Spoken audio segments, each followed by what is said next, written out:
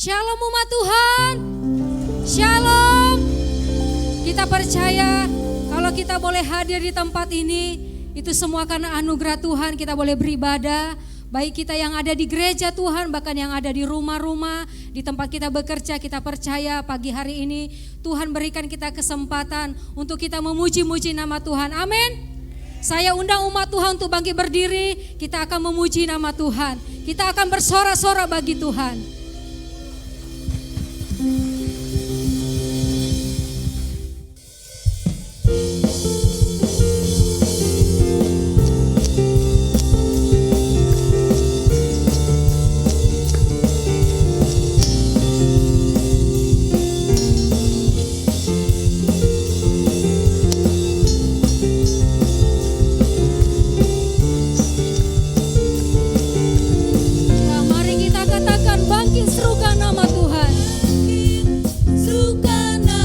Yesus.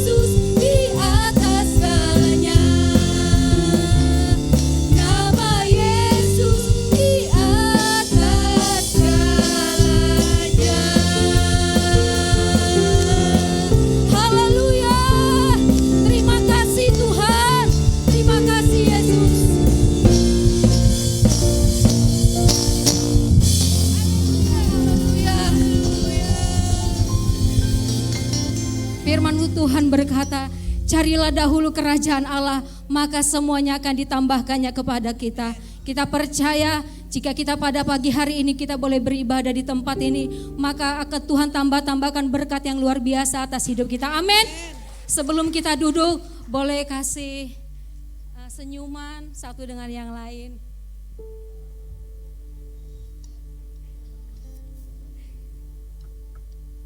Silakan duduk, hamba-hamba Tuhan.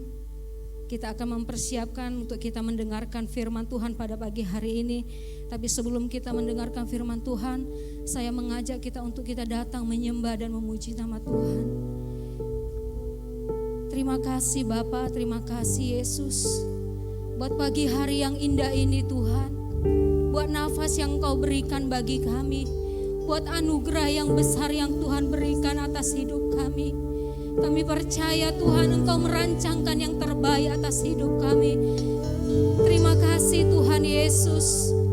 Apapun yang kami alami hari-hari ini Tuhan Yesus, satu hal yang kami percaya Tuhan, Engkau sungguh baik dan sangat teramat baik bagi kami.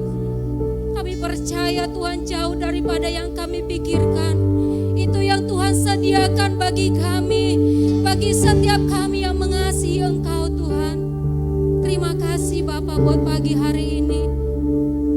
Setiap kami hamba-hamba-Mu Tuhan, baik kami yang beribadah pada pagi hari ini di tempat ini Tuhan, bahkan setiap umat-Mu Tuhan yang beribadah di rumah-rumah, baik mereka yang mengalami sakit penyakit Tuhan, kami percaya Tuhan Yesus, ketika mereka boleh datang kepada Tuhan pagi hari ini, Engkau turun tangan, Engkau menyembuhkan, bahkan Engkau yang memulihkannya Tuhan. Terima kasih Tuhan, terima kasih Bapa, kami bersyukur, kami bersyukur, kami datang Bapa, kami memuji-Mu Yesus, kami menyembah-Mu Tuhan, kami mau berikan hati kami kepadamu, Yesus Tuhan, Yesus Raja, Kau yang layak disembah, Kau yang layak dipuji, Yesus.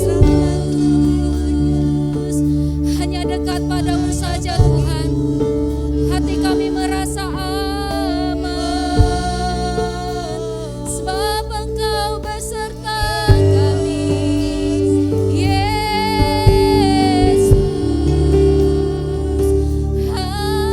Haleluya,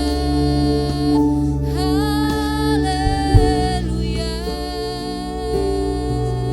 Jesus.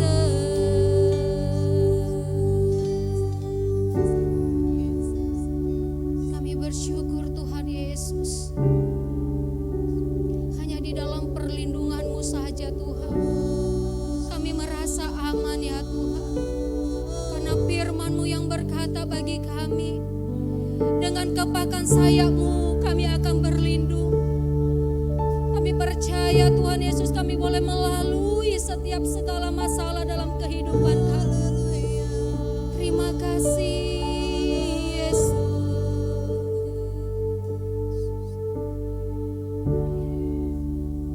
Mari umat Tuhan, kita mau angkat pujian penyembahan kita.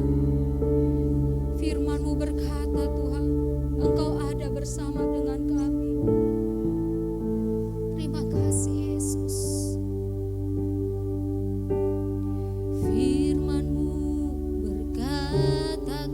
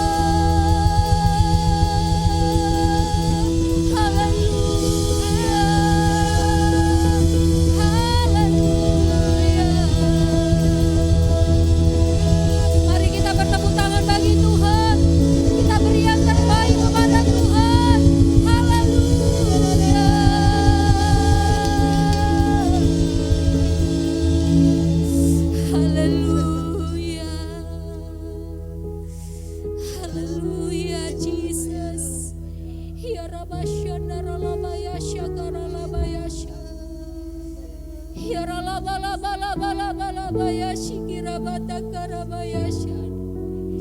Terima kasih Tuhan Yesus. Terima kasih Bapa. Terima kasih Roh Kudus. Syarabatakara baya syakaraba. Kami percaya Tuhan, Engkau ajaib, Engkau dahsyat. Engkau turun tangan bagi kami Tuhan. Ya Rabba syakaraba raba raba raba ya syikiraba ya syadi. Terima kasih Tuhan Yesus. Terima kasih Roh Kudus. Hari umat Tuhan kita mau angkat tangan kita. Kita mau katakan, kita mau percaya akan perbuatan Tuhan yang ajaib. Terima kasih Tuhan Yesus. Dia sanggup pagi hari ini untuk memulihkan kita, untuk menyembuhkan kita. Terima kasih Tuhan Yesus. Aku percaya Tuhanku ajar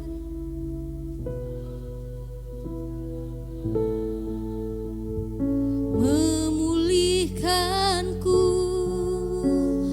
Aku percaya Tuhanku dahsyat. Kau turun tangan memberkatiku. Aku percaya Tuhanku ajaib. Kau turun tangan memulihkanku. Aku percaya Tuhanku dahsyat. Kau turun tangan memberkatiku. Oh, kami mau percaya Tuhan, Tuhanku ajaib. Kau turun tangan memulihkanku. Aku percaya Tuhanku dahsyat. Kau turun tangan memberkatiku. Sekali lagi aku percaya Tuhan. Aku percaya Tuhanku ajaib. Kau turun tangan memulihkanku. Aku percaya Tuhanku dahsyat. Kau turun tangan memberkatiku.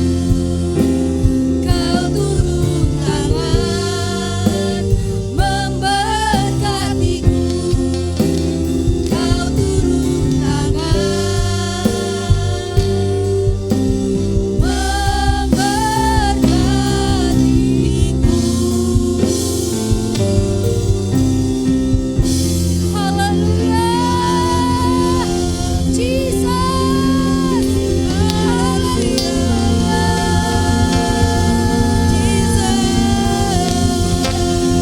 Terima kasih.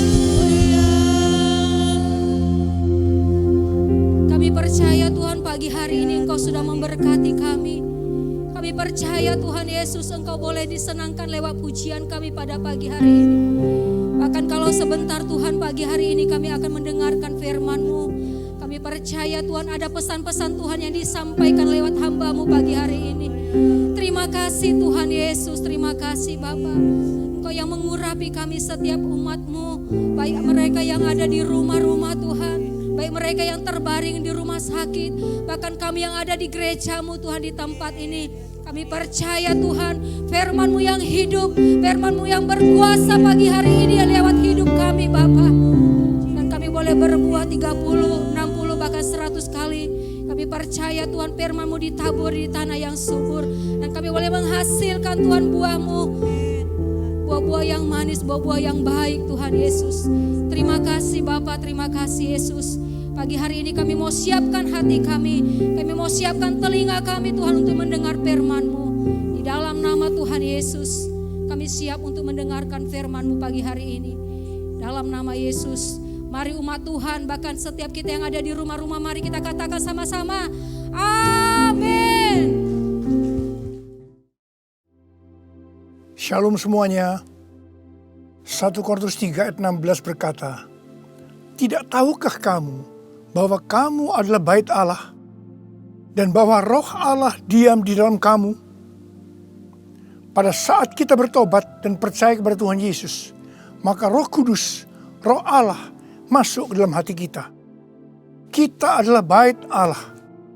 Mari kita katakan bersama-sama bahwa saya adalah bait Allah. 1, 2, 3. Saya adalah bait Allah. Sesuai dengan Roma 8 ayat 2, bahwa roh yang memberi hidup, yang ada di dalam kita, telah memerdekakan kita dalam Kristus dari hukum dosa dan hukum maut. Pada tanggal 17 Agustus 2020, kita merayakan ulang tahun kemerdekaan Republik Indonesia yang ke-75. Seperti Tuhan memberikan kepada kita kemerdekaan, yaitu merdeka dari penjajahan hukum dosa dan hukum maut. Maka Tuhan sudah memberikan kemerdekaan bagi Indonesia dari segala bentuk penjajahan. Dirgahayu Republik Indonesia. Dalam masa pandemi COVID-19 ini, kita harus melakukan seperti yang tertulis dalam Yeremia 29 ayat 7.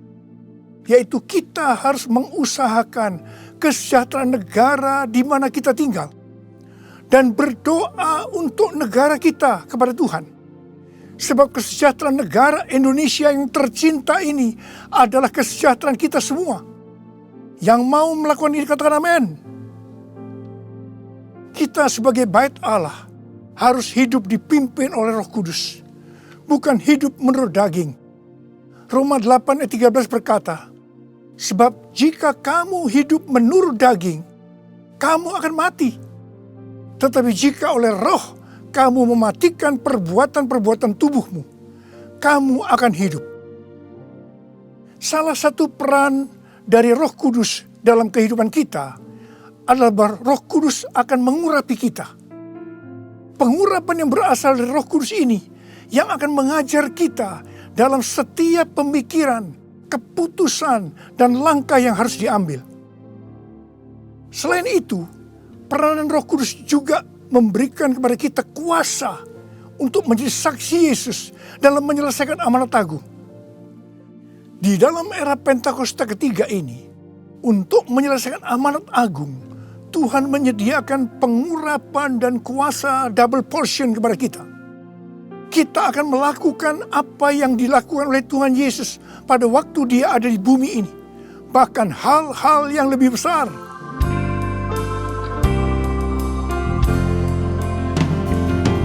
Anointing fall on me.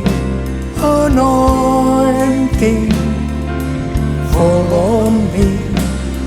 Let the power of the Holy Spirit fall on me. Anointing fall on me. Anointing fall on me.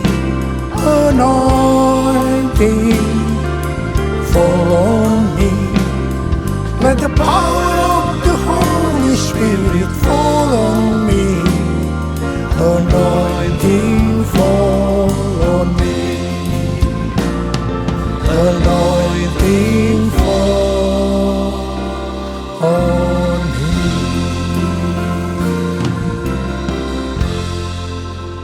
Daud adalah seorang yang sangat mengasihi Allah. Daud merindukan untuk mendirikan bait Allah. Tetapi Tuhan tidak mengizinkan karena Daud seorang prajurit yang banyak menumpahkan darah. Tuhan mengatakan bahwa yang akan mendirikan bait Allah adalah Salomo anaknya.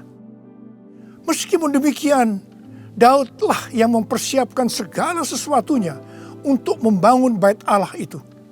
termasuk menyediakan emas, perak, tembaga, besi, kayu, batu permata.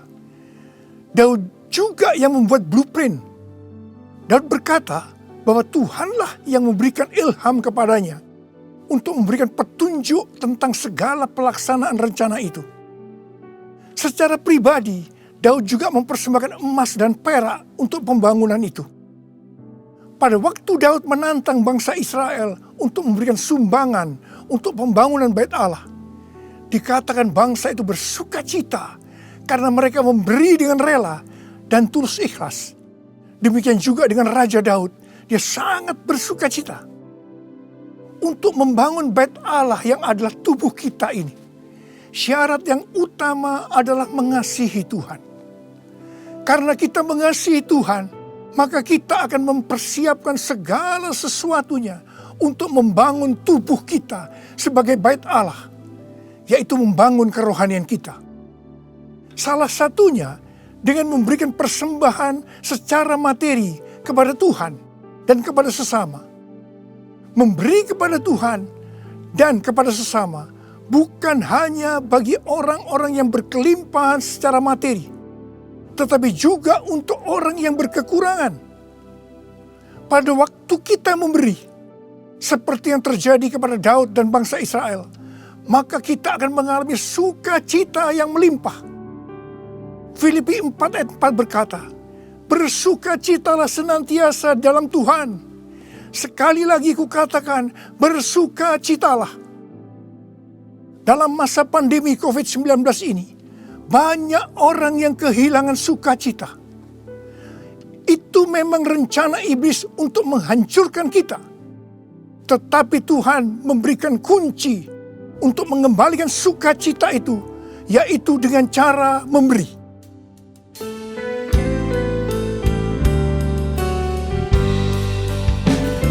Jadikan aku bait suci-Mu yang kudus dan yang tiada bercela. Jadikan aku mezbah doa-Mu bagi keselamatan bangsaku, bagi keselamatan bangsaku.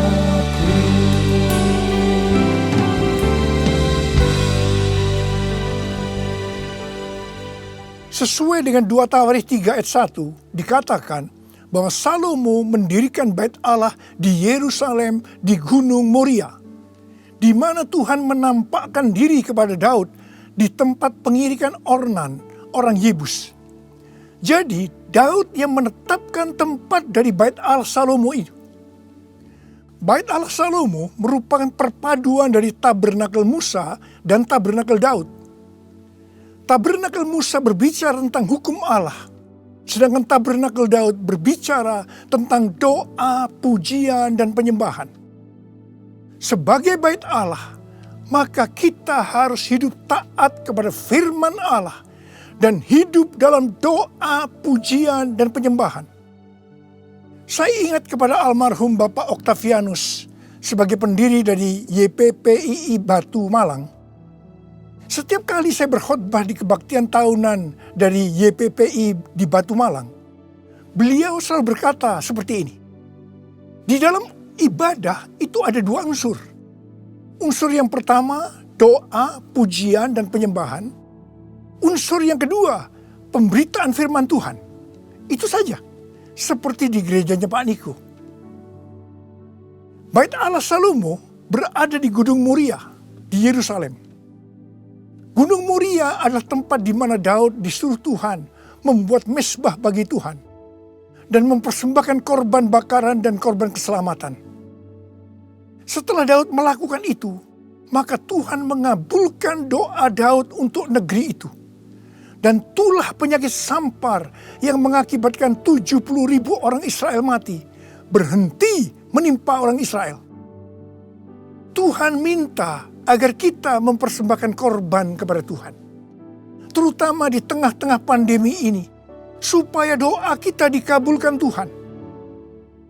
Saya bersyukur kepada Tuhan Karena gereja-gereja di Indonesia pada saat pandemi COVID-19 mempersembahkan korban. Bilangan Research Center melakukan sebuah penelitian dan hasilnya didapati bahwa sebagian besar gereja, yaitu sekitar 75%, pemasukan keuangannya menurun sampai dengan 60%. Tetapi yang luar biasa, justru gereja yang keuangannya menurun 40-60%, gereja itu yang paling banyak memberi. Mereka memberi kepada anggota gereja, memberi kepada masyarakat, memberi kepada gereja lain, melakukan kerjasama dengan pemerintah, melakukan pelayanan sosial. Didapati juga satu hal yang menarik, bahkan ini bagi saya suatu fenomena, yaitu bahwa gereja dengan jumlah anak muda yang lebih banyak, dalam hal ini anak muda yang berusia di bawah 21 tahun, justru gereja itu terlihat lebih murah hati dan lebih peduli. Wow! Kemudian terjadi kebangkitan gerakan doa antar denominasi yang diikuti sebanyak 83,8% gereja. Mereka melakukan apa yang dikatakan Alkitab. Mereka bertekun dengan sehati dalam doa bersama-sama. Untuk bisa unity seperti ini, perlu pengorbanan. Saya percaya doa gereja-gereja Tuhan di Indonesia yang mempersembahkan korban seperti itu, yang sekarang berdoa agar pandemi segera berakhir dan tidak terjadi resesi ekonomi, akan dikabulkan oleh Tuhan. Haleluya! Gunung Moria juga adalah tempat di mana Tuhan meminta kepada Abraham untuk mempersembahkan Ishak sebagai korban bakaran. Saya percaya bagi Abraham hal ini pasti sulit untuk dimengerti. Ishak diberikan kepada Abraham dan Sarah pada waktu masa tuanya, di mana mereka sudah tidak mungkin lagi mempunyai anak. Ishak adalah anak tunggal. Hati Abraham sangat lekat kepada Ishak. Dan tiba-tiba Tuhan meminta kepada Abraham agar Ishak dipersembahkan sebagai korban bakaran. Dalam hal ini, Tuhan menguji Abraham apakah Abraham lebih mengasihi Tuhan dibanding mengasihi Ishak. Ternyata dalam pergumulan yang sangat berat ini, Abraham menang. Abraham lebih mengasihi Tuhan ketimbang mengasihi Ishak. Supaya menjadi pemenang dalam pergumulan ini, perlu pengorbanan. Setelah Abraham lulus dalam ujian ini, dia diberkati Tuhan berlimpah-limpah. Untuk menerima pengurapan dan kuasa double portion, Tuhan pasti akan menguji kita untuk melihat apakah kasih kita kepada Tuhan melebihi kasih kita kepada yang lainnya. Termasuk keluarga, uang, harta, kedudukan, harga diri, dan lain-lainnya. Kita harus keluar sebagai pemenang. Dalam Roma 12 ayat 1, kita diminta untuk mempersembahkan tubuh ini sebagai persembahan korban yang hidup, kudus dan berkenan kepada Tuhan. Sebab itu adalah ibadah kita yang sejati. Untuk mempersembahkan tubuh ini sebagai persembahan yang hidup, artinya tidak mati secara rohani, tidak suam-suam kuku, kudus dan berkenan kepada Tuhan, itu perlu pengorbanan. Tidak benar kalau ada orang yang mempunyai pengertian bahwa setelah kita lahir baru, kita bebas melakukan apa saja dengan alasan pasti Roh Kudus yang menuntun sehingga Bapa akan tersenyum. Tidak benar. Justru kita harus berusaha sungguh-sungguh untuk mempersembahkan tubuh ini sebagai persembahan yang hidup, kudus, dan berkenan kepada Tuhan. Untuk itu perlu pengorbanan.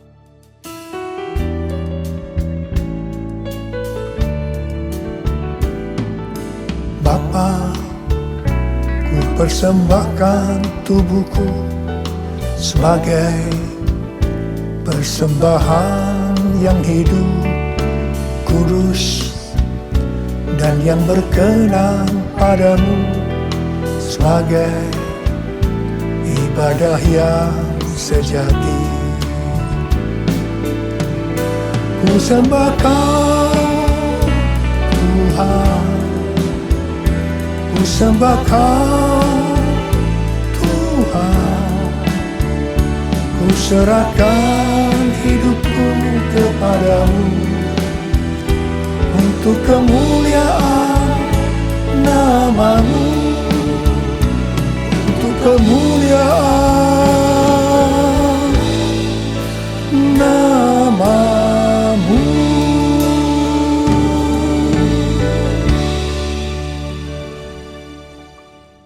Pada awal tahun 2009, Tuhan berkata kepada saya dari Wahyu 3 ayat 11a, bahwa Aku datang segera. Saya sudah sering mendengar kata-kata ini, tetapi pada saat itu ada sesuatu yang lain.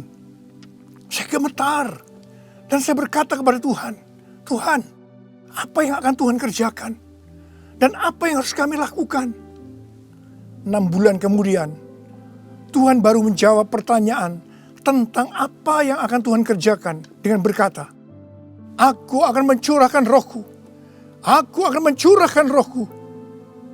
Pada saat Roh Kudus dicurahkan, akan terjadi seperti yang terdapat dalam Yoel 2 ayat 28 sampai dengan 32. Ada 3 tanda yang akan terjadi. Tanda yang pertama, anak-anak, pemuda, dan orang tua akan dipakai Tuhan secara luar biasa. Katakan amin. Tanda yang kedua, mujizat akan terjadi luar biasa.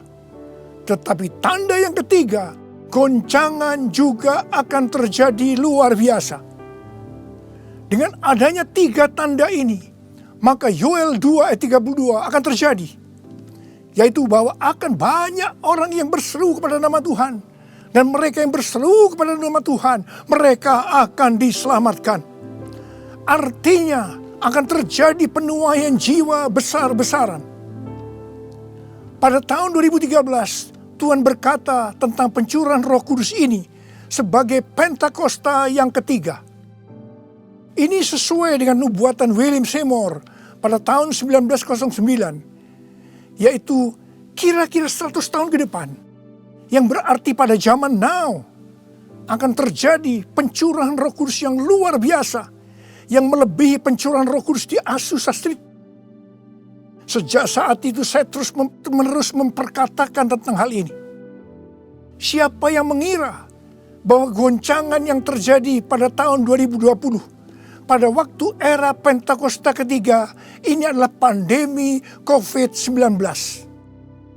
Di sini jelas bahwa pandemi COVID-19 ada hubungannya dengan Aku datang segera. Pada waktu Tuhan Yesus ditanya oleh murid-muridnya, apa tanda kedatanganmu dan tanda kesudahan dunia ini? Tuhan Yesus menjawab dari Matius 24 ayat 4 sampai dengan 14, yang juga terdapat dalam Lukas 21 ayat 8 sampai dengan 19, yang intinya akan terjadi, yang pertama, goncangan terhadap orang percaya. Yang kedua, goncangan terhadap semua orang yang di bumi. Yang ketiga, pemberitaan Injil di seluruh bumi. Dalam goncangan tadi, salah satunya disebutkan penyakit sampar, yang berarti COVID-19 termasuk di sini.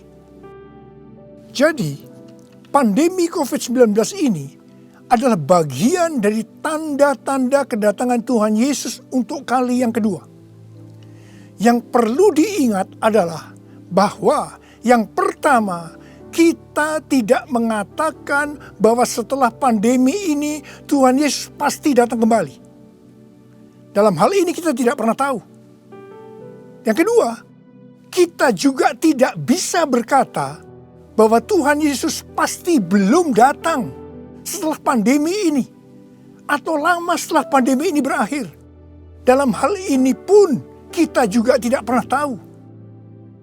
Yang penting adalah bahwa pandemi COVID-19 ini adalah warning kepada kita bahwa kedatangan Tuhan Yesus sudah semakin dekat. Kalau dalam kitab Wahyu saja, Tuhan Yesus berkata, Aku datang segera, sebanyak 4 kali. Waktunya sudah dekat, waktunya sudah singkat sebanyak 2 kali. Apalagi hari-hari ini. Pasti kedatangan Tuhan Yesus sudah sangat-sangat dekat. Saya percaya orang yang merindukan kedatangan Tuhan, seperti pada jemaat mula-mula yang selalu berkata, Maranatha, sebagai doa dan sebagai salam, pasti akan lebih serius untuk menyelesaikan amanat agung Tuhan Yesus. Sehingga pada saat Dia datang kembali, kita akan mendengar suara penghulu malaikat, bunyi sangkakala, dan mendengar nama kita dipanggil. Haleluya!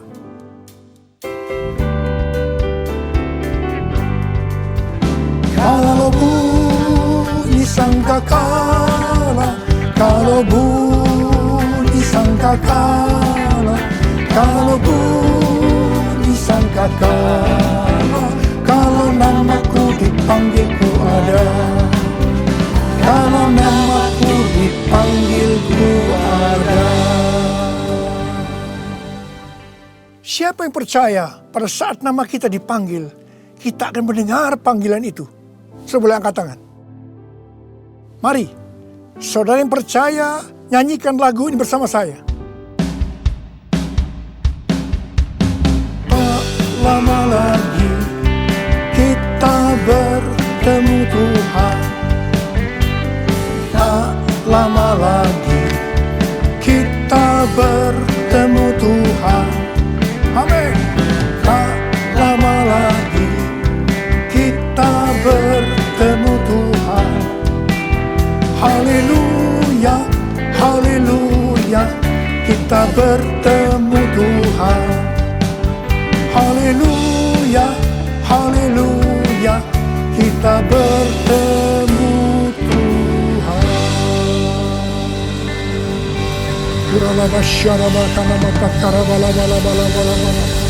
Angkat tangan saudara. Berbahasa roh. Berbahasa roh, berbahasa roh saat ini. Oh dia bakana mayara laba. Oh Yesus, Yesus. Tidak lama lagi kami akan bertemu dengan Kau Tuhan. Kau akan segera datang kali yang kedua. Biarlah kami boleh mempersiapkan diri Tuhan. Kami berdoa buat anak-anak-Mu semua Tuhan. Pakai kami hari-hari ini untuk menyelesaikan amanat agung Tuhan Yesus. Curahkan pengurapan buat mereka. Terima. Kami berdoa dengan mereka Tuhan. Untuk menyembuhkan mereka yang sakit, yang mengalami kesusahan. Terima kesembuhan. Terima. Ora labakana mayara laba. Oh rababa. Oh Yesus. Oh Yesus.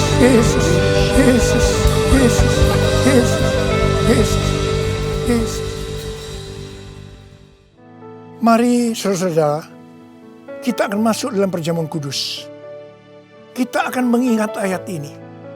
Sebab setiap kali kamu makan roti ini dan minum cawan ini, kamu memberitakan kematian Tuhan sampai Ia datang. Perjamuan kudus adalah perjamuan Tuhan Yesus sendiri. Setiap kali kita masuk dalam perjamuan kudus, Tuhan Yesus selalu berkata begini, biarlah ini menjadi peringatan akan daku. Karena itu, mari arahkan hati saudara kepada kebaikan Tuhan. Kita akan mengingat kebaikan Tuhan. Mari tundukkan kepala. Tuhan, siapakah kami ini sebelum kami mengenal Engkau? Kami ini semua orang berdosa. Upah dosa adalah maut, mati. Tapi Engkau yang tidak berdosa telah dijadikan dosa oleh karena kami semua. Engkau harus turun dari sorga mulia, mati ganti kami dengan penderitaan yang luar biasa. Sungguh kalau kami pikirkan Tuhan, betapa baiknya Engkau itu.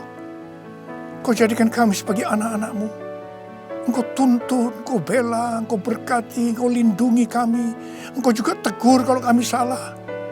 Engkau sembuhkan kami Tuhan. Itu Engkau ya Aba. Itu Engkau ya Aba. Tuhan terima kasih. Terima kasih. Saudara-saudara, Tuhan akan memberkati saudara melalui perjamuan kudus ini. Tapi Tuhan mau kita makan dan minum perjamuan kudus dengan cara yang benar. Karena itu masing-masing. Sekarang introspeksi. Lihat keadaan dirimu masing-masing. Jangan menyimpan dosa. Kalau ada dosa yang Tuhan ingatkan saat ini, langsung minta ampun kepada Tuhan. Minta ampun, minta ampun. Ampuni saya Tuhan, ampuni saya, ampuni saya. Katakan demikian. Tuhan, Kau melihat anak-anak-Mu sedang meminta ampun kepadamu. Ampuni ya Tuhan, ampuni ya Tuhan. Layakkan kami masuk dalam perjamuan kudus. Kami akan masuk dalam perjamuan kudus dengan hati yang penuh ucapan syukur. Dalam nama Yesus kami berdoa. Amin. Sekarang saudara, mari angkat roti di tangan kanan kita tinggi-tinggi. Sebab apa yang telah kuteruskan kepadamu telah aku terima dari Tuhan. Yaitu bahwa Tuhan Yesus pada malam waktu Ia diserahkan mengambil roti. Dan sesudah itu yang mengucap syukur atasnya. Dia memecah-mecahkannya dan berkata, inilah tubuhku yang diserahkan bagi kamu. Perbuatlah ini menjadi peringatan akan aku. Sudah dikasih Tuhan.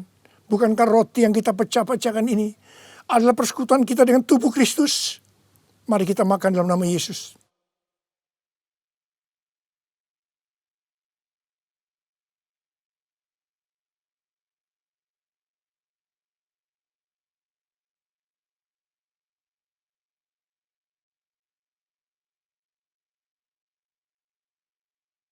Sekarang angkat cawan di tangan kanan saudara tinggi-tinggi. Demikian juga ia mengambil cawan sesudah makan lalu berkata, cawan ini adalah perjanjian baru yang dimeteraikan oleh darahku. Perbuatlah ini.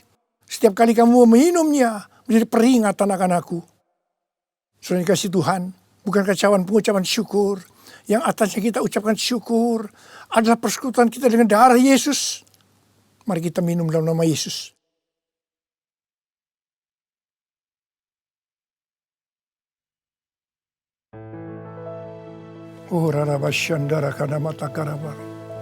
Mari angkat tangan saudara. Ucapkan syukur. Ucapkan syukur dengan suara, jangan diam. Tuhan, terima kasih ya Tuhan.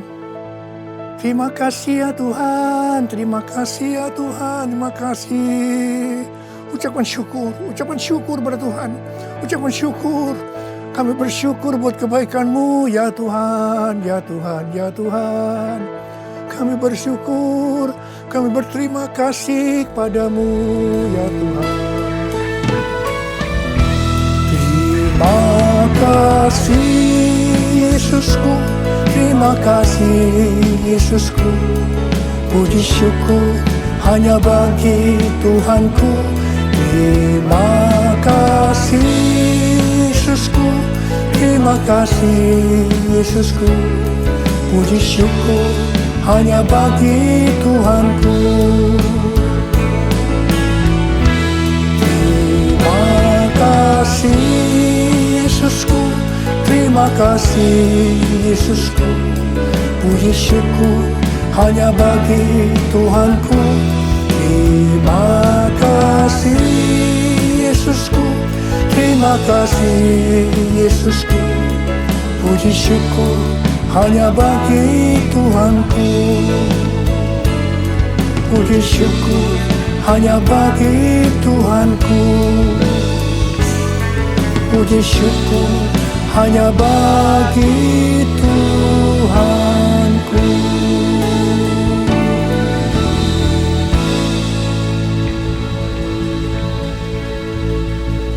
Terimalah berkat Tuhan. Kasih karunia yang berlimpah-limpah daripada Allah Bapa dalam anak yang tunggal Yesus Kristus.